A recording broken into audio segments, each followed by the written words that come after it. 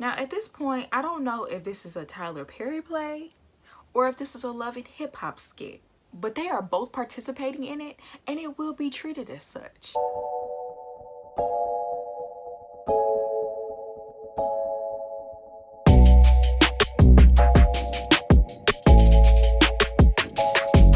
Welcome to La Vida Rosa. I'm your host Pinky, and today is my catching up special where I will be making 5 videos about the 5 couples. I took an unplanned hiatus. Y'all can scroll down to my update video to find out why, but in order to try to catch up a little bit, I'm doing videos on each couple individually, and I'm going to be covering what happened in episode 7 through 11. All the links to the other videos will be in the description box, so make sure you check those out. Don't forget to check out my website, lavidarosastyle.com, where you can find cute accessories like the ones I'm wearing right now. Like, comment, and subscribe, and without further ado, let's get into this video. My intelligence will not be insulted any further.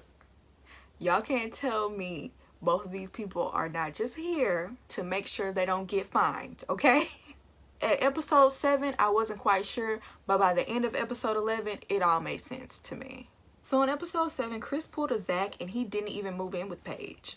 He went straight to Chicago to be with his baby mother and got to skip out of showing his place. I know he didn't want to be with Paige, but I feel like more than likely he just didn't even have his own place to show, okay? So Paige was there all alone, and once she heard back from Chris, he came back to speak with her and he didn't want to be filmed. He's always super dramatic about this stuff. And you know what? I hope he didn't get paid the full amount, or I hope he does get fined a little bit, because he's being difficult for no reason. Why is that Paige has to do all the filming? She's in the apartment, she's meeting up with the other people, and Chris gets to do the bare minimum. I hope he didn't get paid as much as anybody else on the cast, because he did not participate at all. He needs to be the one to get fined, and he needs to pay her fine as well if she gets fined, because it's his fault that they're not able to really play this thing out. When you finally do come back, you don't want to be on camera. See, that would make me mad if I was a producer. Like, why is you here? Why is you here? He told her that he spoke to a divorce attorney and he wants to get a divorce so he can get back to his ex. And so you would think that would be the end of it, but no, they meet up with Pastor Count. We have so many of these. Well, you think that would be the end of it. We have so many moments. We have at least like 10 more. So strap up if you don't watch this show. She meets with Pastor Cal. She was just telling him that she felt like she had a duty to consummate the marriage because she didn't want to disappoint. They didn't use protection, like idiots. That's so idiotic to do. Why? I don't care if y'all are married, y'all just met each other. And the whole premise of this experiment is to decide whether you want to stay together after 2 months. So even after 2 months, that would be too early to have a child. So she did it because she felt like it was her wifely duties, and I'm sure she thought it was ordained by God as well. She loved to throw God in there. And she said he claimed he did it to feel closer to her, even though he wasn't attracted to her. And Pastor Cal rightfully so called that out and said that was trash. Like, trash of him to do. Pastor Cal's face when she dropped the baby bomb on him, like, his face should like be forever memed. You know what I'm saying? He's hilarious to me. The baby mother is 6 weeks pregnant, meaning he slept with her during this process. And right as they were discussing this, Chris busted in, like, just like a Love and Hip Hop skit. You know, ooh, dun dun dun, here comes Chris. So Chris's excuse for wanting to be with the baby mother is because he doesn't want another man raising his child. She said she had pure intentions and I didn't. I will say he was honest with her. I mean, even though people had to push you to be honest. Like, you were honest. I will say that. And she also, you know, allowed a lot of your behavior. Like, she, you know, sat there and took it. But you did drag her through this to make her suffer. You can't tell me no different. He gets a special kind of enjoyment from watching her suffer. And that's the thing that really disturbs me about Chris. And I'm just like, why is everybody pushing him to want to be with Paige, or pushing Paige? Like, yeah, Paige is a great woman, but Paige don't need to be with nobody right now. First of all, for her self-esteem to be so low to want to be with somebody like Chris and accept all that she did in only a week's time of knowing someone. She accepted all of that. Clearly she needs some time to work on herself. And Chris is just a bad all-around pick. Y'all should be on your hands and knees begging Paige for her forgiveness. Why are you trying to encourage them to be together? So when he tells him that Paige is an incredible woman, he responds with, well, my ex is as well. Okay, get out then. Why are you here? Why are you here? Just constantly rubbing it in. She only wants a divorce because he doesn't want to be with her. She would stay if he wanted things to stick around, as we will see. And so once Pastor Cal left, he whispered in her ear that he's scared to fall in love, and he stays playing games and sending mixed signals, and it's very, very, very 5th, 6th grade, like not even high school. And she falls for it every single time. She eats it all the way up. And it's like, Paige, who hurt you? Who did it? Who didn't show you that you deserve better in your life? I feel like she didn't get it. She missed it somewhere along the way. For real. So Chris ends up meeting with Pastor Dwight and his other friend. And I feel like, honestly, for Pastor Dwight, this was damage control, because Chris, in case y'all don't know, Chris always goes on a rant after every episode on his Instagram. Whenever he feels like somebody has said something wrong about him, he always addresses it. And on this particular episode, he claimed that Pastor Dwight only joined this show or came on this show so he could promote his church and promote, you know, himself. And I could see that from Pastor Dwight. I definitely could. But why did you bring him on if you know that's what he was doing? It just shows how fake you are as well. Like, don't you realize that shows how fake you are too? And so, you know, Pastor Dwight, like I said, was doing damage control not only for him, but for his family. That's why the friend was there as well. Pastor Dwight, you know how unstable this man is. Why are you encouraging him to remain in a relationship with Paige, even though you know it's going to be toxic? You know how he is better than anybody. Okay? The fact that you participated in this at all, all your credibility is shot with me. I don't want to hear nothing else you have to say, honestly, until this next episode. He storms out on them. Then he calls Paige and asks whether she wants to meet up with his baby mother to clear the air. Why? Y'all are not going to be together. You already talked to the divorce lawyer. So why? What is the point? Why? It should have been done. But it wouldn't be a Love and Hip Hop skit. It wouldn't be a Tyler Perry play if Paige didn't say yes.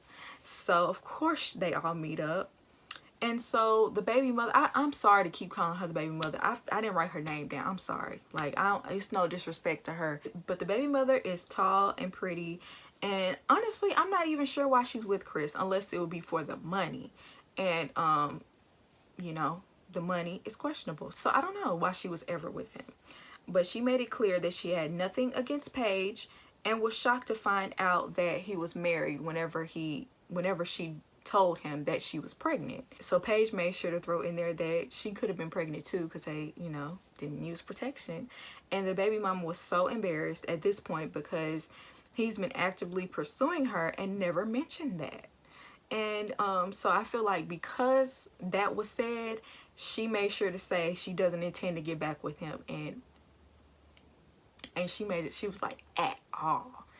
And Chris got real upset about that. And so I feel like at that point, because he already dogs Paige out, he had in his mind he was gonna take whatever ill feelings he had towards the baby mama, he was about to take it out on Paige, if you ask me. So he had the nerve to be silent during this entire meeting, even though you're the one who set it up and you are the reason why these two women are like even in each other's presence right now. The least you could do is facilitate this mess. It's your mess. And like I said, I think Chris was just embarrassed that his baby mama got on TV and said she don't even want him like that. So he began to talk over Paige and claimed that she was being rude, even though they were having a very calm conversation with each other. And even the baby mama was like, she checked him and said, no, she's actually being very nice, and tried to tell him he needed to and apologize for Paige even being dragged into this mess. And so he eventually stormed out, and she claimed she was walking away. Some people think that Chris and the baby mother are in cahoots, and this is a storyline that they came up with to keep things going, or for him to get away from Paige, or whatever stupid reason. Some people have that conspiracy. I could believe that because, like I said, this is a skit, this is a play, so I could believe anybody came up with a storyline. So Pastor Dwight reached out to Paige, and he said he did because he was just disturbed by the news. So he reached out, damage control once again. He made it clear that Chris was unstable and unprepared for marriage. And he revealed that he had been engaged twice before, and he thought this process would work for him because she would be his only chance for success. It's like, you knew he was trash. I'm sorry. You know how flighty he is. You know how iffy he is. Why would you even participate in something like this knowing how Chris is? So it makes me look at you crazy too. So during this meeting, she tells him that she doesn't believe that the girl is actually pregnant because she never saw any proof. That could or could not be true, but girl, why would you care at this point? Who cares? The pastor literally sat there and gave Paige every reason to leave this man alone for good. Once Chris caught wind of this little meeting, he said he cut off Pastor Dwight and he no longer talks to him. Y'all, they had another meeting, but I'm just gonna skip that because it's literally the same thing over and over. So after that meeting, he ghosted her again, and she still wants a friendship with him. I feel like we need to start from the beginning. We need a friendship. We need to start from the very beginning. After he ghosted you and didn't even want to talk to you, they meet with Dr. Viviana because they're gonna help them get to where they need to be for this friendship. Is that ordained by God as well? Dr. Viviana called him out for being fake during the selection process, and she said, I feel like I hardly know you. She asked him about his behavior and why he acted so much different than what he did during the selection process. And he claims that he was depressed and he used that as an excuse. And I can't stand people that use mental health as an excuse, as a scapegoat for your trifling actions. Regardless of whether you were feeling depressed or you were shocked and appalled that you were having a baby, that doesn't give you an excuse to treat Paige like crap. Unless he's being diagnosed as a narcissist, which I could totally believe, I really don't want to hear about it, okay? Because you don't take anybody else's mental health into consideration. So it's gotten so bad that Paige only wants a phone call a day from your husband. She's asking for one phone call per day. And he acted like she asked for a kidney. Her bar is literally at the earth's core. And he's whining about being under too much pressure and being forced. He'd rather hang out in person, which Chris makes sense sometimes. Like, that does make more sense to hang out in person. But would you actually show up? Would you actually treat her right when you do see her in person? Would you actually talk with her? Because whenever y'all meet with each other, you sit there in your phone or don't say anything. You don't engage her in any sort of conversation. Like, it's almost like you don't care. So they agreed to meet up with each other and have a Bible study. This was Chris's idea. He wanted to have this Bible study. And he showed up with some food, but he didn't have anything prepared for the Bible study. I mean, you couldn't even look up a devotional from Chicken Soup of the Soul. Like, you couldn't look up nothing, sir. Not even something real quick. You couldn't Google anything. I'm surprised he didn't have anything prepared, because usually he uses the Bible to manipulate her in the situation. Love is patient, love is kind, and it keeps no record of wrongdoing. Just so you can use the Bible to excuse your bad behavior. It's giving very much Derek Jackson. He's giving me very much Derek Jackson. You know what I'm saying? And Paige is giving me very much his long-suffering wife. Even though Paige was the one who had to get the scriptures together and everything, somehow he takes over. I think she was asking him questions.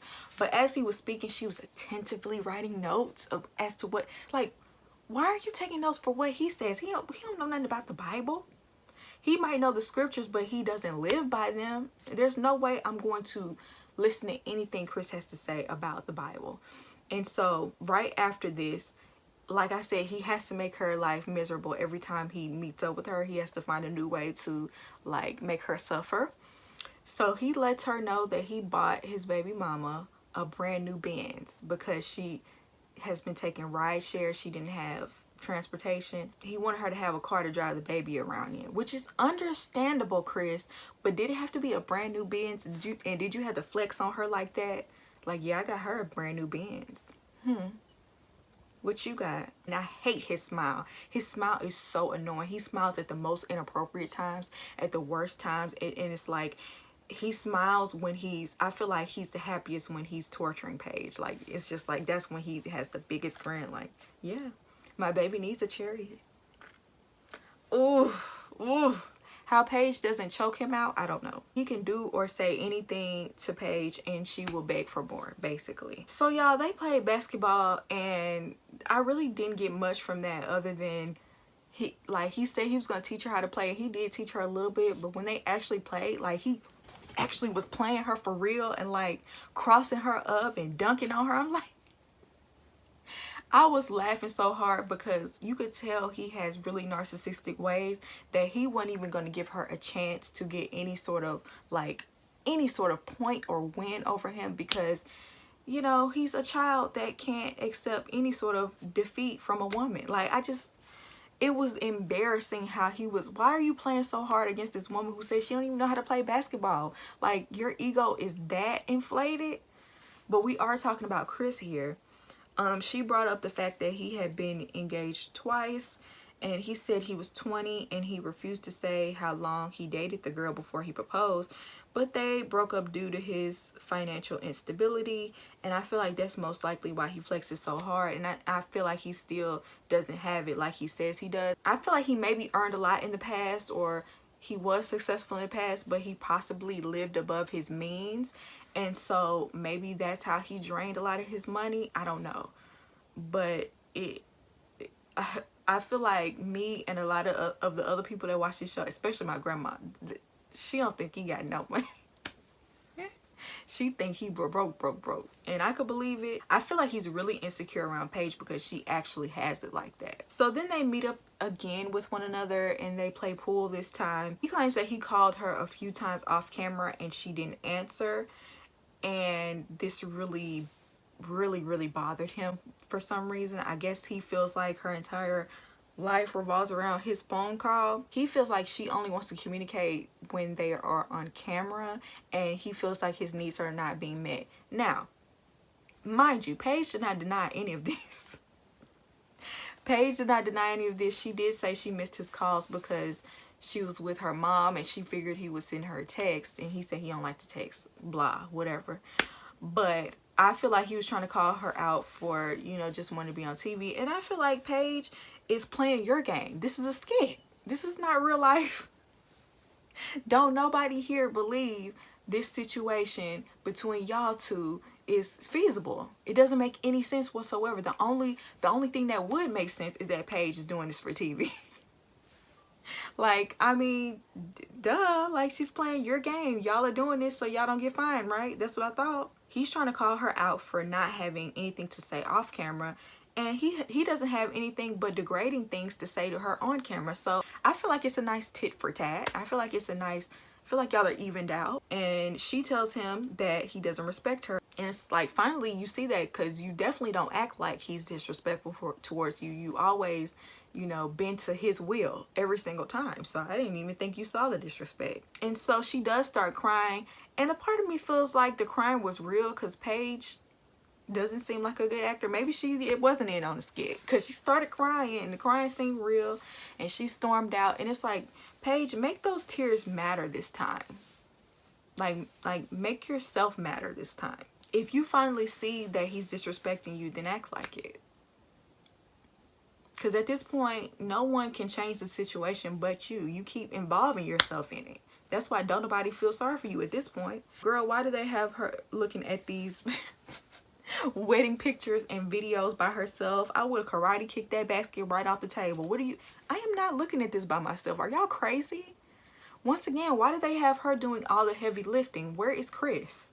He should have to do some of this, like, on-screen work as well. Like I said, this is a Love and Hip Hop skit. This is a Tyler Perry play. He is the ultimate Tyler Perry villain, okay? He is the ultimate Tyler Perry villain, okay? He fits every aspect of what Tyler Perry writes in his villains. So yeah, you guys, that's it for this video. Y'all let me know what you think down below. Do you agree with me? Do you not agree with me? Also, make sure you click those links down below if you haven't watched the rest of the dedicated couples videos of my catch-up series. I would just really appreciate if y'all would just comment, like, share. I never say share, but please share these videos because they will help me get back in the algorithm and, you know, help me like generate some of the things that I missed while I was gone. I would really appreciate it. I love you guys, and I'll see you in my next one. Peace.